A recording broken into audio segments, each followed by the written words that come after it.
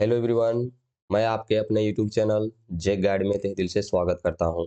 मैं आप लोगों को इस वीडियो में क्लास 10 के मैथमेटिक्स का चैप्टर नंबर 1 वास्तविक संख्या का बर्मा टुडे में जो ऑब्जेक्टिव क्वेश्चन दिए गए हुए हैं उन सारे ऑब्जेक्टिव क्वेश्चन को अच्छे तरीका से पढ़ाऊंगा। आप लोग वीडियो को अच्छा पूर्वक से देखिए और सारे क्वेश्चन आंसर को ईजी वे में बनाने के लिए सीखिए। क्वेश्चन नंबर 1 देखिए क्या लिखा हुआ है आप लोगों का कि दो धनात्मक पूर्णांक a और b के लिए यदि a बराबर बी क्यू प्लस आर हो तो कौन सा कथन जो है वह सही होगा।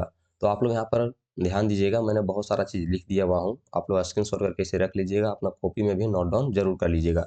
ए यहाँ पर जो लिखी हुई है उस ए का मतलब है भाज्य और इसको इंग्लिश में आप बोलेंगे डिवाइडेंट, और बी जो लिखा हुआ है इसे भाजक बोलते हैं और इंग्लिश में इसे डिवाइजर, और क्यू जो लिखा है उसे भागफल है, इसको इंग्लिश में बोलते हैं क्वोशेंट, और आर मतलब शेषफल, इसको बोलते हैं रिमाइंडर। ठीक है, यहाँ पर मैंने भी उस फॉर्मूला को लिख दिया है कि भाज्य बराबर भाजक गुना भागफल प्लस का शेषफल, यही होता है दोस्तों। ठीक है, तब देखिए इनमें से जो कथन 4 नंबर है वह राइट हो जाएगा। तो कभी भी जो रिमाइंडर है वह 0 हो सकता है और 0 से बड़ा हो सकता है। ठीक है, और जो रिमाइंडर है, रिमाइंडर से बड़ा हमेशा क्या हो जाएगा, उसका भाजक जो इसे भाग लाएगा। सिंपल रूप से मतलब मैं आपको यहाँ पर समझाता हूँ, जैसे कि मैं यहाँ दे दिए 2 और मैं यहाँ दे रहा हूँ 5। ठीक है, तो अगर आप डिवाइड करेंगे तो कितना बार में जाएगा, 2 बार में जाएगा, यहाँ पर 4 और नीचे में देखिए 1 आ जाएगा। तो यहाँ पर आप देख सकते हैं कि ये क्या है, बी है, ये जो 5 है वह ए है, और ये क्यू है, और यहाँ आर है। अगर आप यहाँ पर देखें तो बी जो है हमेशा किससे बड़ा होगा, रिमाइंडर से बड़ा होगा। ठीक है, इसीलिए ऑप्शन नंबर जो 4 है वह सही हो जाएगा, और रिमाइंडर में 0 भी आता है और इससे बड़ा भी रहता है, इसीलिए यही है। ठीक है, जरूर ध्यान में रखिएगा। क्वेश्चन नंबर 2 देखिए क्या लिखा हुआ है। दो धनात्मक पूर्णांक ए और बी दिए रहने पर यदि अद्वितीय पूर्ण संख्याएं क्यू तथा आर विद्यमान हो तो निम्न में से कौन सा कथन सत्य है। तो निम्न में से जो कथन है वह ऑप्शन नंबर 2 है, वह सही हो जाएगा, ए बराबर बी क्यू प्लस का आर। जरूर आप लोग याद रखिएगा। क्वेश्चन नंबर 3 देखिए क्या लिखा हुआ है। यदि ए बराबर बी क्यू प्लस आर जहां ए और बी धनात्मक पूर्णांक है, यानी इनका बात किया जा रहा है कि ए भी एक कोई नंबर है और बी भी कोई एक नंबर है लेकिन पॉजिटिव में, तो अब बताइए क्या होगा। तो जो आर होगा वह बी से छोटा होगा, या तो कह सकते हैं कि बी जो होगा वो आर से बड़ा होगा, इसी कथन के अकॉर्डिंग जो मैंने अभी आप लोगों को यहाँ पर समझाया ये क्वेश्चन को बना करके। ठीक है, जरूर आप लोग ध्यान में रखिएगा, ऑप्शन नंबर 3 आपका सही हो जाएगा। क्वेश्चन नंबर 4 देखिए आप लोगों का अलग सवाल अब बन रहा है, तो इंपॉर्टेंट है, जरूर ध्यान में रखिएगा। क्या लिखा हुआ है कि किन्हीं दो धनात्मक पूर्णांक ए और बी के लिए कोई धनात्मक पूर्णांक दिया गया हुआ है, उनके लिए ए और बी के लिए आपको बताना है। तो HCF ए एंड बी, यहाँ पर ए जो दिया गया हुआ एक कोई नंबर है, यानी जो धनात्मक पूर्णांक वो है, और बी भी वही नंबर है जो धनात्मक पूर्णांक, तो दोनों का एलसीएम क्या होगा, यानी HCF गुना एलसीएम। तो आप लोग जरूर ध्यान रखेंगे कि क्या लिखता है आपका किताब की दो संख्याओं का गुणनफल बराबर होता है एलसीएम गुना HCF। तो दो संख्या कौन कौन है, एक संख्या ए है और दूसरी संख्या बी है। तो यहाँ पर आपका क्या आ जाएगा, तो एक संख्या की जगह ए ले लेंगे और दूसरी संख्या के बी, यहाँ गुने में आ जाएगा एलसीएम गुने का HCF। ओके, तो किस में मैच कर रहा है आपका ऑप्शन, तो ऑप्शन नंबर 3 में, तो ऑप्शन नंबर 3 आपका सही हो जाएगा। क्वेश्चन नंबर 5 देखिए क्या लिखा हुआ है। एक प्राकृतिक संख्या का अभाज्य गुणनखंड उसके गुणनखंडों के कर्म को छोड़ते हुए खाली जगह होता है, तो गुणनखंडों को छोड़ते हुए कर्म को अद्वितीय हल होता है। क्वेश्चन नंबर 6 देखिए क्या लिखा हुआ है। यदि विभाजन एल्गोरिदम ए बराबर बी क्यू प्लस आर में ए बराबर 72 हो, बी बराबर 9 हो और क्यू बराबर 8 हो तो आर का मान होगा। तो सबसे पहले आप लोग ये ध्यान रखिए, मैं यहाँ पर दिखा देता हूँ। बी इस तरफ होगा जो भाजक होगा, और ए जो होगा उसका भाज्य होता है, और जो क्यू होता है वो होता है कुसेट यानी भागफल, और यहाँ पर कोई कोई नंबर आता है, उसके बाद नीचे में आता है रिमाइंडर। तो वहाँ पर आप वैल्यू को पुट कर दीजिए, आपका आंसर आ जाएगा आर बराबर क्या होगा। तो ए की जगह पर 72 दिया है तो यहाँ 72 लिख दीजिए, और यहाँ पर बी की जगह 9 तो 9, और यहाँ 8, तो आप खुद देखिए कि कितना बचेगा, 9 8 72, यानी 72 बार में ये पूरा तरह से मतलब 8 बार में पूरा कट जाएगा। तो रिमाइंडर में क्या वैल्यू आ रहा है, तो रिमाइंडर में 0 आ रहा है, तो ऑप्शन नंबर जो 1 है वो आपका सही हो जाएगा। नेक्स्ट क्वेश्चन की ओर चलते हैं। क्वेश्चन नंबर देखिए 7 क्या दिया हुआ है।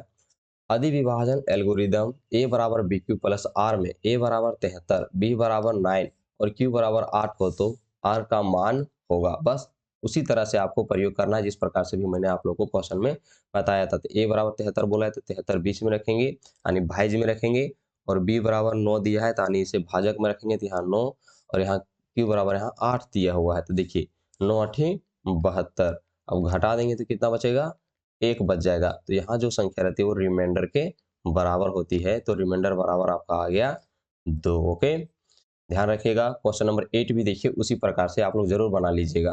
मैं आप लोगों को इसलिए बोल रहा हूँ इसको बनाने के लिए क्योंकि अगर मैं सारे क्वेश्चन बताते जाऊंगा तो आप लोगों का जो है समय बर्बाद होगा। एक ही टाइप का है, आप घर में कम से कम प्रयास कर सकते हैं इसको बनाने के लिए। जरूर कॉपी में बना लीजिएगा तभी आप लोग को फायदा होगा, नहीं तो सिर्फ वीडियो देखने से कोई फायदा नहीं होने वाला है। क्वेश्चन नंबर 9 देखिए क्या लिखा हुआ है। धनात्मक विषम पूर्णांक निम्न में से किस रूप का नहीं हो सकता है। तो धनात्मक विषम पूर्णांक किस रूप का नहीं हो सकता है, तो ऑप्शन नंबर 2 जो है वो आपका सही हो जाएगा कि इसे नहीं हो सकता। क्यों नहीं हो सकता, देखिए सबसे पहले अगर मैं यहाँ से क्यू का मान कुछ भी पुट करूँ, क्यू का जैसे कि मैंने ले लिया 1 2 3 4 एक्सेट्रा, मतलब बहुत सारा ले सकता हूँ। तब पुट करेंगे तो देखिए धनात्मक विषम पूर्णांक क्यों नहीं हो सकता। अगर हम पुट करते हैं वैल्यू को, देखिए यहाँ पर लिखा हुआ आपका 6 क्यू प्लस का 2, ठीक है। अगर हम 1 पुट करते हैं तो क्या हो जाएगा, 6 इंटू का 1 प्लस का 2, और यहाँ आ जाएगा 6 प्लस का 2, तो ये क्या आ गया, 8 आ गया। तो ये क्या हो गया, धनात्मक समपूर्णांक आ गया, विषम पूर्णांक नहीं आया। ये अगर गलत हो गया। दूसरा चीज में अगर हम एक और चेक कर लेते कि नहीं, अब 2 रख देंगे, 2 रखेंगे तो ऊपर भी देखिएगा आपका क्या आ जा रहा है, 10 आ जा रहा है, यानी धनात्मक समपूर्णांक आ जा रहा है। बाकी सभी ऑप्शन में अगर आप चेक करेंगे तो आपको धनात्मक विषम पूर्णांक आएगा। एक चेक करके मैं दिखा देता हूँ, जैसे मैं चेक कर देता हूँ 3 नंबर का। अगर आप 3 नंबर का चेक करेंगे, देखिए 6 इंटू का मैं 1 वैल्यू पुट करता हूँ इसमें, तो देखिए आपका क्या आ रहा है, तो आ रहा है 6 प्लस का 3, यानी आप ऐड कर रहे तो कितना आ रहा है, 9 आ रहा है, यानी धनात्मक विषम पूर्णांक आ रहा है। उसी तरह से इसको भी चेक कीजिएगा तो आपका ये 11 आ जाएगा 1 वैल्यू पुट करने से, और ये आ जाएगा 7। तो आप देख सकते हैं कि ये सब सब क्या आ रहा है, विषम पूर्णांक आ रहा है, लेकिन ओनली 2 ऑप्शन जो है वो समपूर्णांक आ रहा है। ओके, क्वेश्चन नंबर 10 देखिए क्या लिखा हुआ है। धनात्मक समपूर्णांक निम्न में से किस रूप का हो सकता है। धनात्मक समपूर्णांक निम्न में से किस रूप का हो सकता है। देखिए यहाँ पर जब भी सम बोलेगा तो यहाँ पर जो संख्या ऐड हुई है वो सम संख्या होनी चाहिए। अगर नहीं है तो आप ये जान लीजिए कि वो विषम पूर्णांक है। यहाँ पर 1 है, यहाँ पर भी 1 है यार, यहाँ पर 3 है, यानी ये सब विषम पूर्णांक है। तो ये तो होने वाला है नहीं। तो ये जो ऑप्शन नंबर 4 है वो आपका हो जाएगा। क्यों हो जाएगा, क्योंकि इससे कुछ भी नहीं, तो यहाँ पर हम 0 ऐड कर सकते हैं। 0 को सम पूर्णांक के रूप में अधिकतर कंसीडर किया जाता है। ठीक है, आप देख सकते हैं कि अगर q का वैल्यू मैं यहाँ पर 1, मैं पहले बोला 0 तो 0 ले लेते हैं, और फिर बोलते हैं 1 2 कुछ भी पुट करेंगे देखिएगा पॉजिटिव ही आएगा। बात करते हैं कि अगर हम 0 पुट कर दें तो ये 0 हो जाएगा यहाँ पर। ठीक है, जो वैल्यू है वो q का। अगर हम 1 पुट करते हैं तो देखिए 2 इंटू का 1 पुट करेंगे तो 2 आ जाएगा, 2 पुट करेंगे तो फिर 4 आ जाएगा, यानी सम पूर्णांक ही आ जाएगा। ओके दोस्तों, अगर वीडियो आप लोग को पसंद आ रहा होगा तो वीडियो को जरूर लाइक कर दीजिएगा और चैनल को सब्सक्राइब कर लीजिएगा, और साथ ही साथ अपने मित्रों में भी इसे जरूर शेयर कर दीजिएगा। क्वेश्चन नंबर 11 देखिए क्या लिखा हुआ है। एक धनात्मक संख्या 4q प्लस 1 के रूप का होता है, तो यह संख्या निम्न में से क्या है। देखिए बोल रहा है एक धनात्मक संख्या है जो 4q प्लस 1 के रूप में है। तो मैंने क्या बोला कि लास्ट में आप चेक करिए कि जो एड है वो सम में है या फिर विषम में है। तो देखिए ये विषम में है, तो किस तरह का पूर्णांक होगा, तो ये विषम पूर्णांक होगा। ओके, जरूर ध्यान रखिएगा। क्वेश्चन नंबर 12 देखिए क्या लिखा हुआ है। एक धनात्मक संख्या a plus 4q plus r के रूप का है, तो r निम्न में से क्या नहीं है। तो r निम्न में से क्या नहीं है, तो ध्यान दीजिए, मैं आपको यहाँ पर फिर से लिख देता हूँ। a की जगह पर यानी ये क्या रहता है, इसको अगर हम सही तरीके से लिख दें तो क्या रहता है, a बराबर बी क्यू प्लस का r। और मैंने आप लोगों को बताया कि b यहाँ आता है, a यहाँ पर, और q यहाँ, और रिमाइंडर यहाँ पर कुछ संख्या आती है, उसके बाद यहाँ पर r आता है। ठीक है, तो अब देखिए b बराबर आपका क्या दिया हुआ है, 4 दिया हुआ है। तो क्या 4 से कभी भी ये 4 के इक्वल हो सकता है, नहीं हो सकता, और 4 से हमेशा से नीचे ही होगा। ठीक है, तो यहाँ पर आप देख सकते हैं कि r का मान नहीं हो सकता। तो देखिए 0 हो सकता है, 2 भी हो सकता है, 3 भी हो सकता है, लेकिन 4 नहीं हो सकता है। इसीलिए आपका ऑप्शन नंबर 4 है वह सही हो जाएगा। ओके, क्वेश्चन नंबर 13 देखिए क्या लिखा हुआ है। एक धनात्मक संख्या 6q प्लस 5 के रूप का है, तो यह संख्या निम्न में से क्या है। तो यहाँ पर देखिए क्या है, प्लस का 5, ये विषम पूर्णांक है, तो यहाँ पर क्या आ जाएगा, विषम आ जाएगा। इसी तरह से 14 नंबर क्वेश्चन को भी अगर आप पढ़ेंगे तो यहाँ पर देखेंगे कि प्लस में 1 है, तो ये भी विषम पूर्णांक है। क्वेश्चन नंबर 15 देखिए क्या लिखा हुआ है, एक धनात्मक संख्या 4p+2 के रूप का होता है, तो यह निम्न में से क्या है? तो आप देखिए यहाँ पर क्या है, सम पूर्णांक है। अब ये सम पूर्णांक है तो ये सम हो जाएगा, ठीक है। क्वेश्चन नंबर 16 देखिए क्या लिखा हुआ है, किसी पूर्णांक m के लिए प्रत्येक सम पूर्णांक रूप है। तो किसी पूर्णांक m के लिए सम पूर्णांक की बात किया जा रहा है, तो आप खुद देख सकते हैं कि ये क्या है, m है। अगर m की वैल्यू हम यहाँ पर सबसे पहले पुट करता हूँ 1 2 3 4 5 एक्सेट्रा एक्सेट्रा, बहुत सारा पुट कर सकते हैं, बहुत सारा वैल्यू भी हम लोग निकाल सकते हैं। लेकिन यहाँ पर जो हम लोग को मेनली देखना है, अगर m के बराबर अगर हम सभी सब वैल्यू पुट करते हैं तो देखिए विषम पूर्णांक हो जाता है, यानी 1 विषम पूर्णांक हो जाएगा, 3 विषम पूर्णांक हो जाएगा। अब 2m को हम लोग चेक करते हैं, ठीक है, किधर गया, हाँ 2m को चेक करते हैं हम लोग, यहाँ से जो ऑप्शन नंबर 3 जो राइट दिया हुआ है उसको चेक करते हैं। अगर हम 2m को चेक करते हैं, देखिए यहाँ पर क्या आएगा, m बराबर 1 पुट करेंगे तो 1 आ जाएगा, फिर 2 पुट करेंगे तो 4 आ जाएगा, और अगर हम 3 पुट करेंगे तो 6 आ जाएगा। इस तरह से जाएंगे तो देखते हैं कि हम लोग को सम पूर्णांक आ रहा है, ठीक है।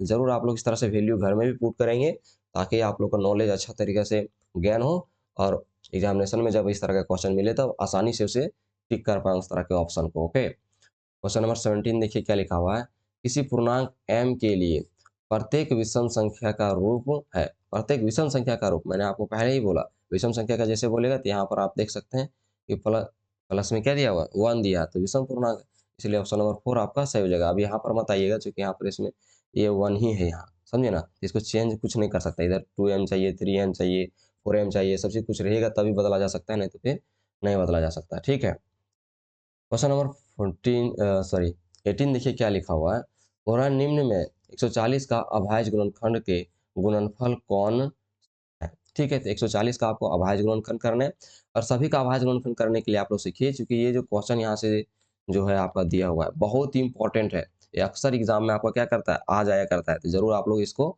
याद रखिएगा, ठीक है। बहुत सारा मैंने यहाँ पर करके रख दिया हूँ ताकि मुझे उतना समय ना लगे आप लोग को बताने में, और आप जल्दी जल्दी से बना सकें।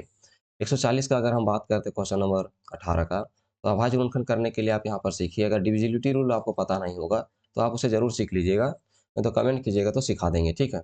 2 से भागा लगाएंगे तो कितना बार में जाएगा, 70 बार में चला जाएगा। फिर 2 से भागा लगाएंगे तो ये कितना बार में जाएगा, 35 बार में। फिर 5 से देंगे तो ये 7 बार में जाएगा, और फिर 7 से देंगे तो 1 बार में चला जाएगा। यानी इसके अभाज्य गुणनखंड की हम बात करते हैं तो ऑप्शन नंबर 2 है वो राइट हो जाएगा, क्योंकि देखिए 2 टाइम्स 2 है, 1 टाइम्स 5 और 1 टाइम्स 7 है, तो वो ऑप्शन नंबर 2 में मैच हो रहा है, ओके। जरूर आप लोग अभाज्य गुणनखंड सीख जाइएगा, अक्सर एग्जाम में क्वेश्चन दिया करता है, ठीक है।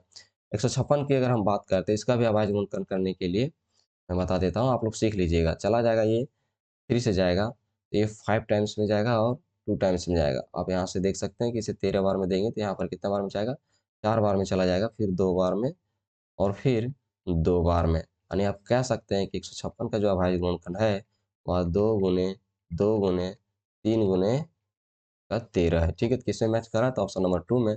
ऑप्शन नंबर 2 आपका सही हो जाएगा, ओके। क्वेश्चन नंबर 20 देखिए, 20 को जब आप इस तरह अभाज्य गुणनखंड करेंगे तो ऑप्शन नंबर 1 आपका सही हो जाएगा, आप लोग अपने से जरूर कर लीजिएगा। क्वेश्चन नंबर 21 देखिए क्या लिखा हुआ है, 38-25 का अभाज्य गुणनखंड है, तो 38-25 का जो अभाज्य गुणनखंड है वो ऑप्शन नंबर 1 हो जाएगा। मैंने यहाँ कर दिया है, आप लोग जरूर अपने कॉपी में नोट डाउन कर लीजिएगा। क्वेश्चन नंबर 22 देखिए क्या लिखा हुआ है, 225 को अभाज्य गुणनखंड के गुणनफल के रूप में लिखा जा सकता है, तो इसका भी ऑप्शन नंबर 1 सही है, आप यहाँ से देख लीजिएगा, ठीक है।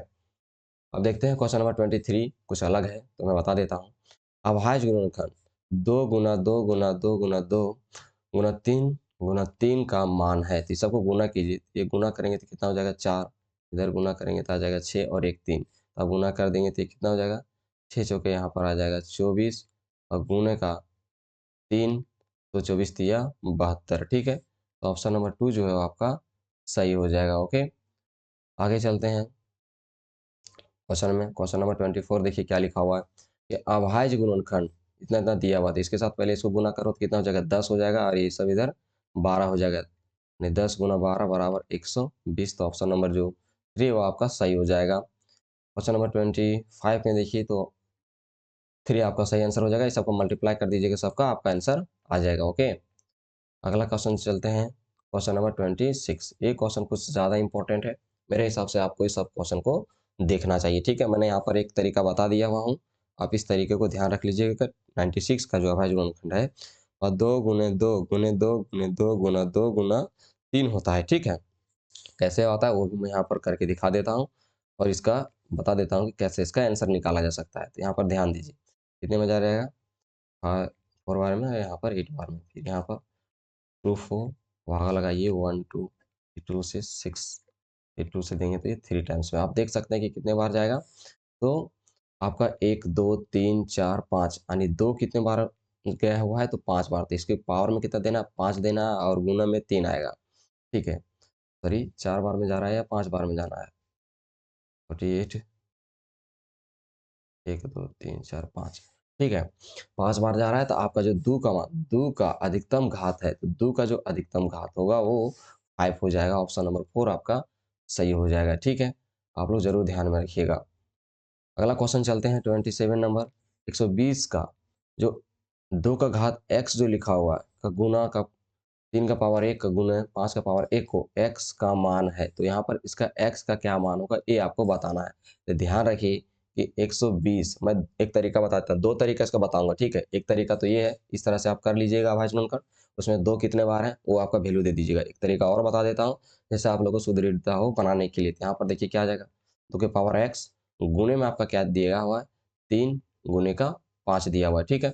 अगर मैं इसी क्वेश्चन को देखो यहाँ पर मैं लिखता हूँ तो 120, अब ये सब गुना में, तो यहाँ पर क्या आ जाएंगे, भागा में आएंगे, 3 गुने का 5 बराबर यहाँ पर क्या आ जाएगा, 2 के पावर x। अगर हम 3 से कट करेंगे तो ये कितना बार में जाएगा, 40 बार में।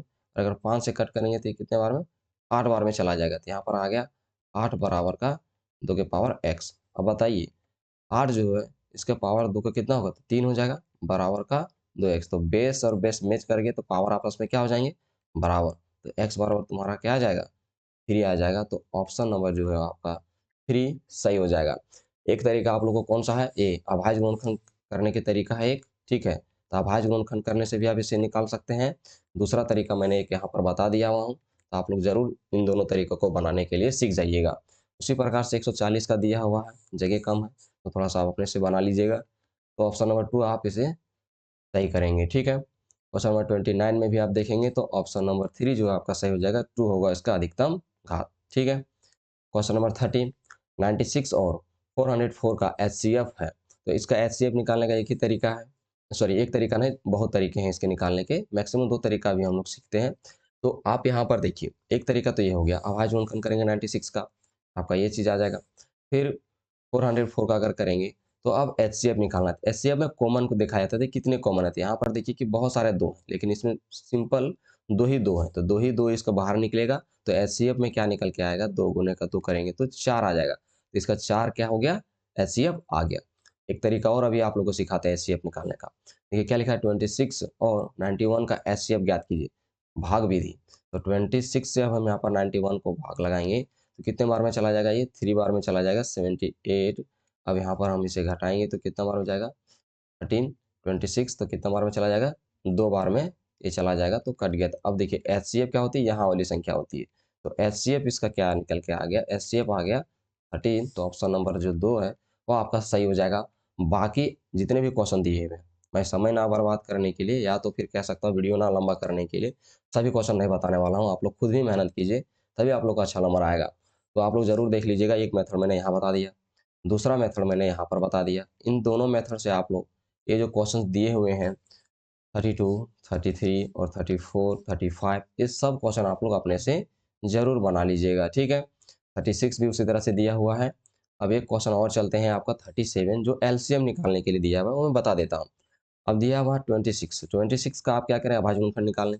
फिर 91 दिया है, 91 का आप अभाज्य गुणनखंड निकालेंगे तो आप देख सकते हैं कि 26 का आएगा 2 इंटू का 13 और 91 का आएगा 7 इंटू का 13। तो एलसीएम में क्या होता है कि जो मैच करता है उसे एक बार में लिखना है और बाकी जो नहीं मैच कर रहा है उसे भी लिखना है। तो देखिए 2 मैच नहीं कर रहा है तो 2 भी लिख दिए, और 3 नहीं मैच कर रहा है तो सॉरी 7 नहीं मैच कर रहा है तो 7 भी लिख दिए, और 13 देखिए दोनों जगह मैच कर रहा है तो एक ही लिखना है, तो एक लिख दिए, बाकी मल्टीप्लाई करेंगे तो 182 आ जाएगा, ठीक है। आप लोग जरूर अच्छे से इस सबको बनाने के लिए सीख जाइएगा।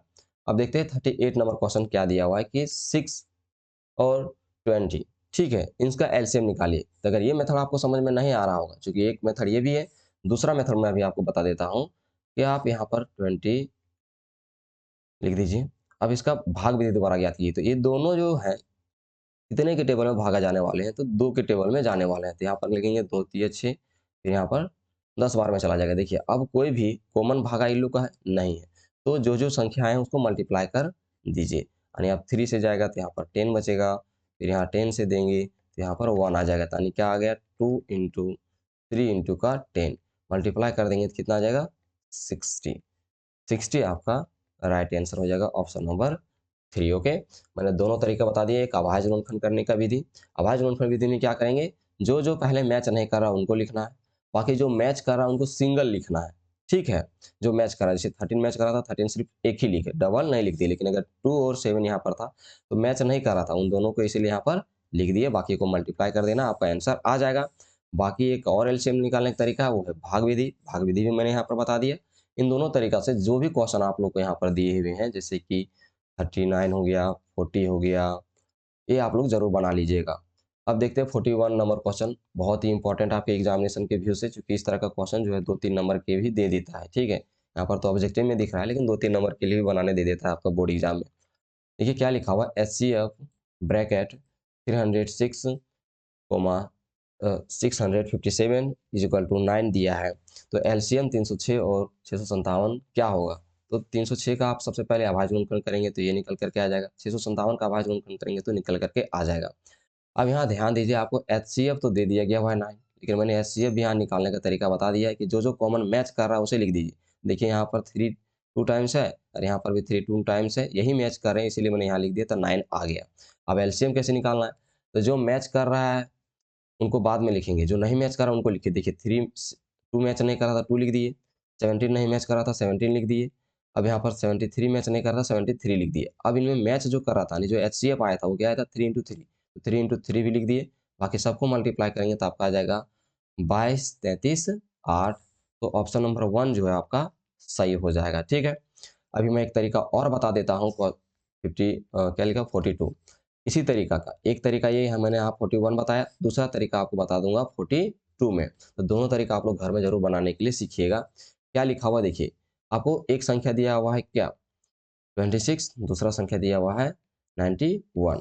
अब यहाँ आप देखेंगे तो आपको दिया हुआ है एचसीएफ जो दिया है दोनों संख्या का 13 दिया हुआ है, एलसीएम ज्ञात करना है। एलसीएम क्या होगा ये आपको फाइंड आउट करना है। तो आप लोग ध्यान दीजिएगा, बोलता है दो संख्याओं का गुणनफल बराबर होता है एलसीएम गुणे का एचसीएफ। तो दो संख्याओं का गुणनफल कौन कौन संख्या दी हुई थी, तो 29 दी हुई थी और एक दी हुई है 91, बराबर आपका एलसीएम ज्ञात करना है और एचसीएफ जो है वह है आपका 13। ठीक है, तो एलसीएम इज इक्वल टू, अब क्या होगा ये भागा में चला जाएगा, यहाँ पर 26 इंटू का 91 बाय 13, तो 13 दूना क्या हो जाएगा 26 हो जाएगा।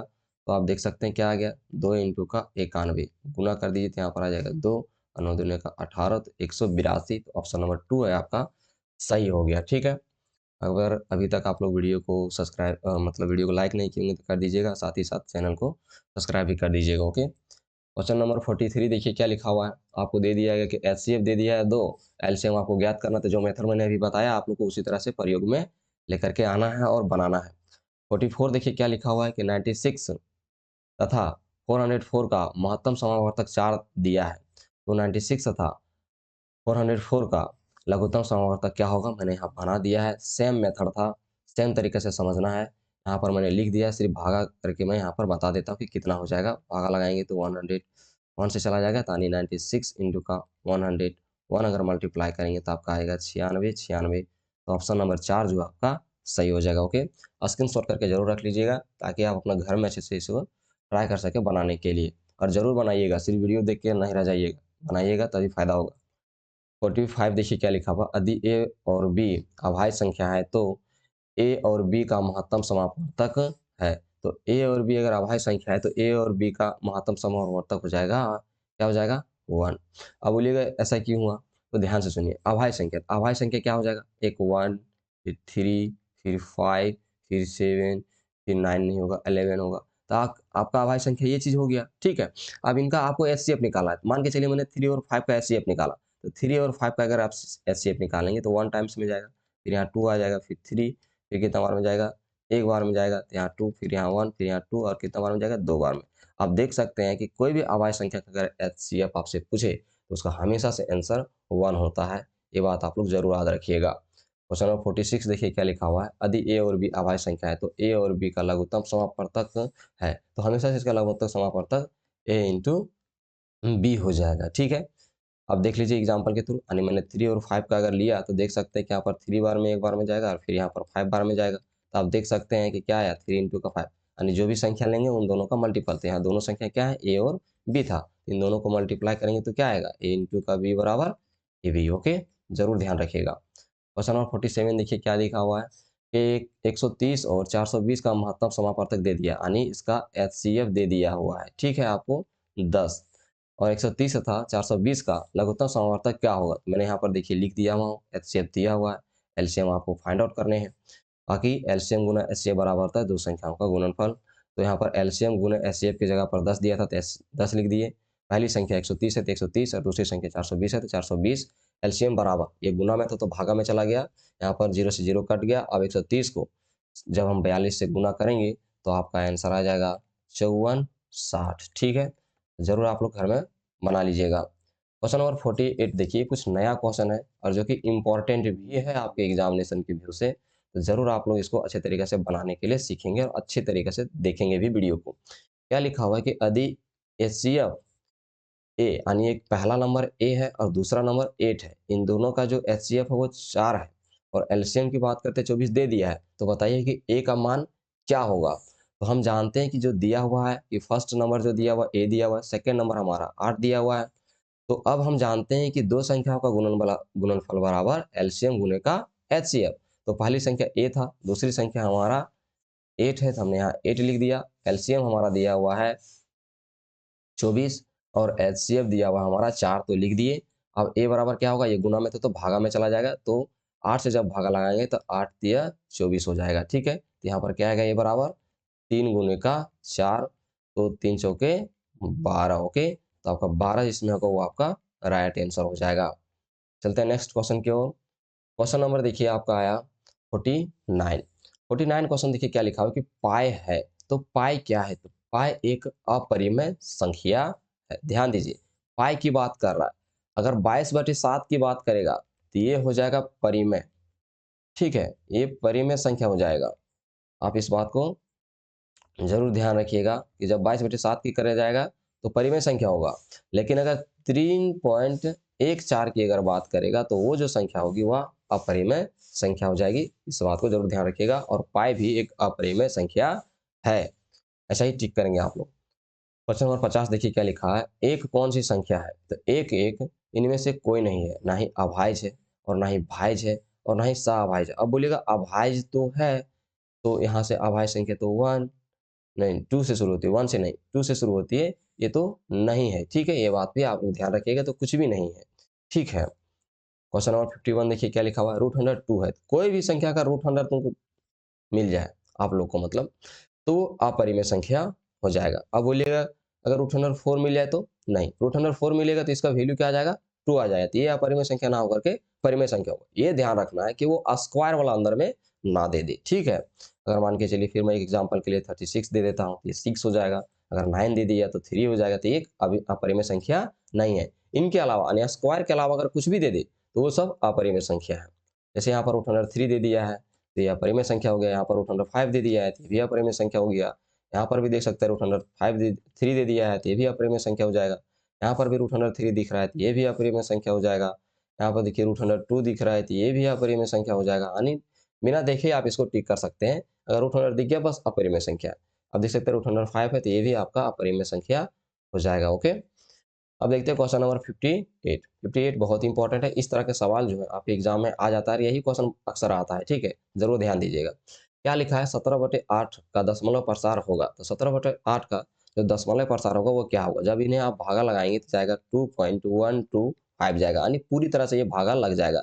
जब पूरी तरह से कोई संख्या भागा लग जाती है तो वो शांत कहलाती है, शांत दशमलव प्रसार कहलाती है। मैंने यहाँ पर लिख दिया, शांत दशमलव प्रसार किसे कहते हैं कि जिस दशमलव में दशमलव बिंदु के बाद अंकों की संख्या सीमित होती है उसे शांत दशमलव प्रसार कहते हैं। यानी मैंने इस संख्या को 17/8 को जब भागा लगाए, देखिए 2.125 यानी एक सीमित संख्या तक भागा लगने के बाद पूरी तरह से डिविजिबिलिटी रूल के हिसाब से आया और पूरा भागा भी लग गया। तो अगर पूरा भागा लग गया तो वो शांत कहलाएगा, ठीक है।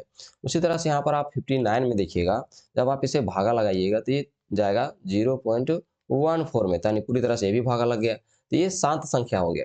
लेकिन अशांत किसे कहते हैं? तो अशांत कहते हैं जिन संख्याओं का दशमलव प्रसार कभी खत्म नहीं होता, उन्हें अशांत दशमलव प्रसार कहते हैं। यानी भागा लगा रहे हैं, पूरा लगते चला गया, वो आपका आ जाएगा अशांत, ठीक है। मैंने वहाँ लिख दिया, आप लोग जरूर अपने कॉपी में नोट डाउन करेंगे, साथ ही साथ इसे याद भी कर लेंगे, सिर्फ नोट डाउन करने से काम नहीं बनने वाला, ठीक है। क्वेश्चन नंबर 60 देखिए क्या लिखा हुआ है, 23/2 के पावर 3 और 5 की पावर 2 का दशमलव प्रसार है, तो इसका दशमलव प्रसार हमेशा से क्या होगा? शांत होगा। एक बार और ध्यान रखिएगा, अगर नीचे की संख्या में 2 और 5 का मल्टीपल मिल जाए, पावर कितना है कोई मतलब नहीं, लेकिन अगर 2 और 5 सिर्फ 2 और 5, ये ध्यान रखिए, सिर्फ 2 और 5 अगर मिल जाए तो आपको खुद पता है कि इन दोनों को गुना करने के बाद क्या होती है? 10 आती है। 10 से भागा कोई भी संख्या आराम से भागा लग ही जाती है। कितना पावर है ये इंपॉर्टेंट नहीं रखिए, लेकिन दोनों गुना करेंगे तो 10 आ ही जाता है। इसीलिए इनका दशमलव प्रसार हमेशा शांत होता है। अब देखिए 61 में आप देखिए, इतना बड़ी संख्या का आप भागा कहाँ लगाने जाइएगा? लेकिन ट्रिक यही है इसका कि 2 के पावर 2 और 5 के पावर 7 और 7 के पावर 5 दिया है, लेकिन यहाँ 7 के पावर जो 5 आया, इसी की वजह से इसका दशमलव प्रसार जो हो जाएगा वो अशांत आवृत्ति का हो जाएगा। इस बात को जरूर ध्यान रखिएगा। सिर्फ 2 और 5 रहते तब आपका शांत प्रसार हो जाता है, लेकिन यहाँ पर कुछ एक्स्ट्रा कोई संख्या आ जाती है तो वो जो होगा वो अशांत आवृत्ति का हो जाएगा। ओके, क्वेश्चन नंबर आप देख सकते हैं यहाँ पर 2 जो दिया हुआ है, मतलब मैं समझाने के लिए लिख रहा हूँ अशांत आवृत्ति किसे कहते हैं। तो ऐसी संख्या है जिनका दशमलव प्रसार समाप्त नहीं होता एवं निश्चित क्रम के बाद दशमलव प्रसार की पुनरावृत्ति होती है, यानी भागा लगाने के बाद पुनरावृत्ति होने लगता है। जैसे कि मैंने यहाँ पर बताने के लिए लिख रहा हूँ 0.2345, ऐसे जाने के बाद फिर से जाने लगेगा 2345, इस तरह से अगर फिर से जाने लगेगा तो ये अशांत आवृत्ति में चला जाएगा। ओके, और शांत शांत प्रसार में किसे जाएगा? अशांत प्रसार में कि जिनका खत्म ही नहीं होगा लेकिन रिपीटेशन नहीं होगा। देखिए यहाँ पर रिपीट हो रहा है और उसमें रिपीट नहीं होगा, किस तरह से समझ लीजिए, जैसे 0.2345 फिर यहाँ पर आएगा 4, फिर 2 आ गया तो कोई बात नहीं, लेकिन फिर आएगा 6 3 2, मतलब एक निश्चिंत नहीं है। इस तरह से भागा लगते लगते चला जाएगा, वो अशांत होगा। बाकी जो अशांत आवृत्ति क्या होगा? भागा लगाइएगा, निश्चित क्रम के बाद फिर से रिपीट करना शुरू करेगा जो यहाँ पर आया हुआ है उसको, तो वो तुम्हारा हो जाएगा अशांत आवृत्ति। ओके, समझ में आ रहा होगा तो जरूर वीडियो को लाइक करते जाइएगा। क्वेश्चन नंबर 62 देखिए क्या लिखा हुआ है, 29/343 का दशमलव प्रसार कैसा है? तो इसका जो दशमलव प्रसार है वह हो जाएगा अशांत आवृत्ति का। अगर आप इसे भागा लगाइएगा, चूंकि ये छोटा संख्या है तो जाएगा 0.0845 समथिंग, इसी तरह से जाने के बाद बहुत लंबा संख्या जाने के बाद फिर से ये रिपीट करना शुरू कर देता है, ठीक है। क्वेश्चन नंबर 63 देखिए क्या लिखा हुआ है, निम्न में कौन सी परिमेय संख्या शांत दशमलव प्रसार है? यानी जो दी गई हुई है उनमें से कौन शांत दशमलव प्रसार की है बता दीजिए। तो ऑप्शन नंबर 1 जो है आपका राइट आंसर हो जाएगा। ओके, मिलते हैं नेक्स्ट वीडियो में। जरूर वीडियो को अपने दोस्तों में शेयर कर दीजिएगा, साथ ही साथ चैनल को सब्सक्राइब करके जरूर जाइएगा। जय हिंद, जय भारत, जय झारखंड।